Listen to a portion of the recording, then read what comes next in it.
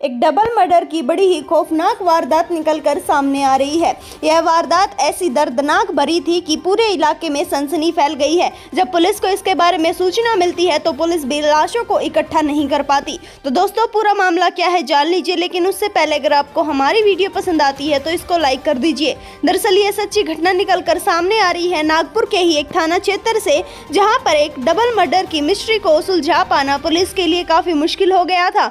दोस्तों, यहाँ पर बता देना चाहते हैं कि एक घर में पुलिस के पास फोन आता है कि हमारे पड़ोस वाले घर में 2 लाशें पड़ी हुई हैं जो पूरी तरह से कुल्हाड़ी से काटी हुई हैं और एक महिला जो कि जिंदा है वह भी पड़ी हुई है। जिसके बाद पुलिस वहां पर पहुंचती है और वहां का जब मुआयना लिया जाता है, चेकिंग की जाती है, तो पुलिस को पता चलता है कि 2 वृद्ध दंपत्ति थे, यानी एक पति था एक पत्नी था, जिनकी उम्र लगभग 80 साल बताई जा रही है। उनकी तो कुल्हाड़ी से काट काट कर बुरी तरह से हत्या कर दी गई है। उनके शरीर के अनेकों टुकड़े कर दिए गए हैं। वहीं पर उनकी बेटी वहीं पर बुरी तरह से घायल पड़ी हुई थी। जिसके बाद पुलिस जल्दी से महिला को उठाती है और उसको सिविल अस्पताल में भर्ती कराया जाता है। जिसके बाद सिविल अस्पताल के डॉक्टर उसको बड़े हॉस्पिटल में रेफर कर देते हैं, क्योंकि महिला की हालत काफी नाजुक बताई जा रही थी। वहां पर पुलिस को अब इसके बारे में कोई भी सूचना में नहीं मिलती कि आखिरकार इतनी बेरहमी से इनका मर्डर किया तो किया किसने। पड़ोस वालों को भी बस इतना ही पता था कि जब पड़ोसियों ने छत से झांक कर देखा तो आंगन में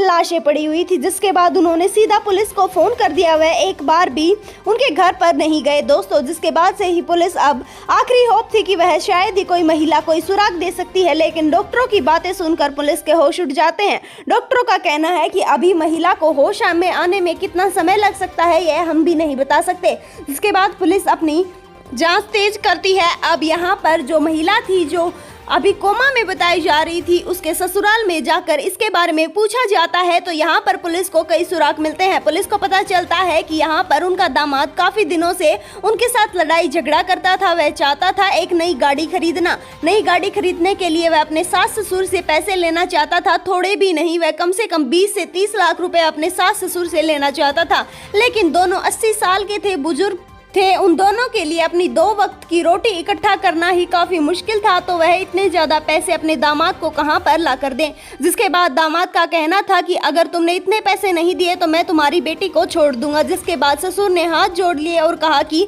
हमारे पास तो 1 पैसा भी नहीं है। जिसके बाद यहाँ पर दामाद उनकी बेटी को छोड़ देता है और अलग से रहने लगता है। यहाँ तक काम नहीं चला, अब दामाद दोबारा दबाव देने लगा कि मुझे पैसे चाहिए। असल से उसको कोई गाड़ी नहीं खरीदनी थी, वह शराबी था और उसको शराब पीने के लिए पैसे चाहिए थे।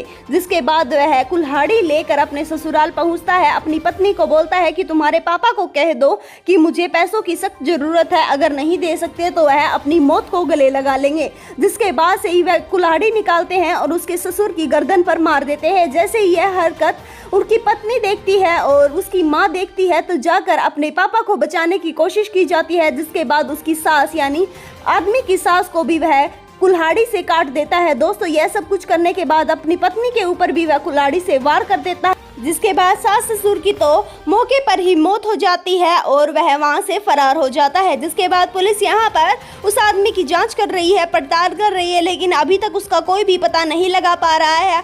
और दूसरी तरफ आदमी की पत्नी यानी जो मुख्य साक्ष्य है इस पूरे हत्याकांड का, उसको अभी होश में नहीं आया है। वह अभी कोमा में ही बताई जा रही है। दोस्तों, आपकी क्या राय है इसके बारे में हमें कमेंट में बता सकते हैं। साथ साथ वीडियो पसंद आती है तो इसको लाइक कर दीजिए।